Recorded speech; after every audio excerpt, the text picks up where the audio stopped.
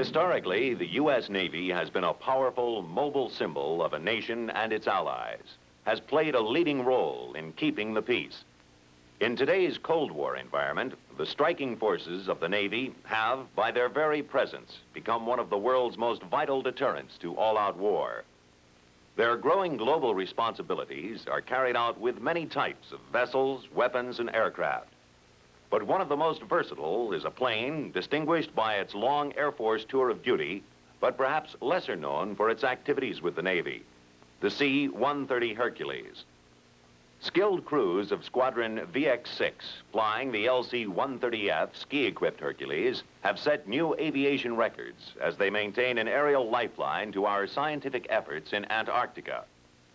Weighing 67 tons, fully pressurized and heated, the Ski-130s and their Navy crews have nearly completed their conquest of the last and most treacherous frontier on Earth.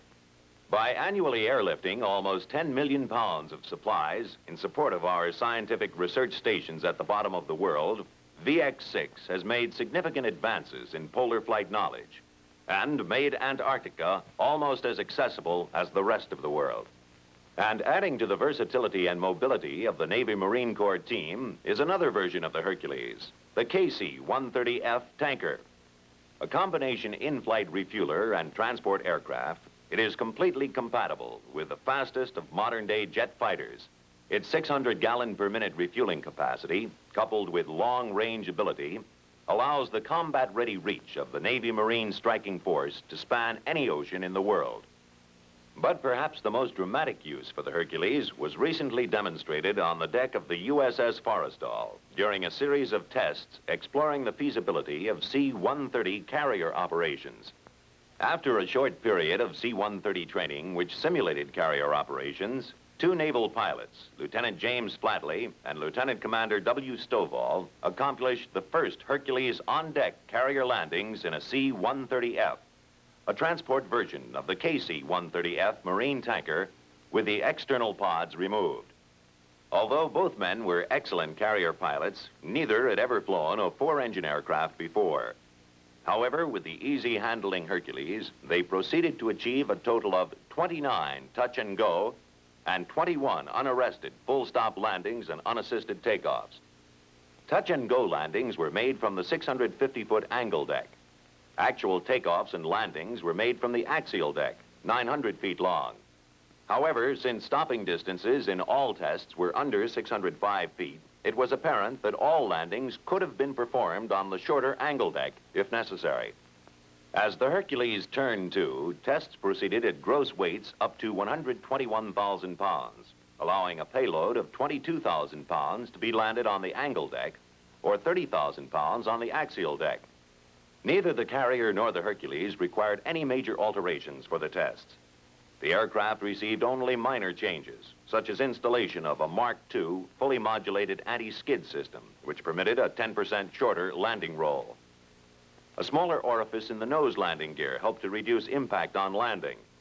Carrier changes involved only removal of deck cables and the painting of a white line the length of the axial deck to provide directional guidance to the pilot. Piloting technique was found to be nearly normal, and because of its excellent acceleration, deceleration, and control, the C-130's flying characteristics were generally compatible to carrier operations. Landings were made within 50 feet of the end of the deck, and all performance was calculated from that point out. On each landing, the signal officer gave the pilot an engine cut signal when the aircraft was about 4 feet off the deck. The throttles were immediately pulled into reverse position, allowing the propellers to be in reverse by the time the wheels hit the deck, thus considerably shortening the landing roll. Takeoff technique called for full power on with brakes applied. Along the deck, the pilot handled the throttles and the nose wheel steering for directional control. The co-pilot handled the control wheel, keeping wings level during takeoff. As the aircraft reached actual rotation speed, the pilot took over the control wheel, completing the takeoff. The C-130, of course, was not designed for carrier on-deck landings, and its rate of sink was expected to be its weakest point in this type of operation.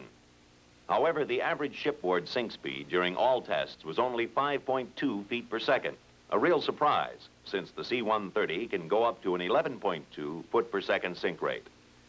Although naval carrier planes are usually designed for a sink rate of 22 feet per second, the C-130's unique ability to land a payload of 22,000 to 30,000 pounds, made up of anything from fighter aircraft engines and parts to whole helicopters, onto the deck of a carrier any place in the world, can only extend the striking arm and add to the mobility and versatility of our armed forces.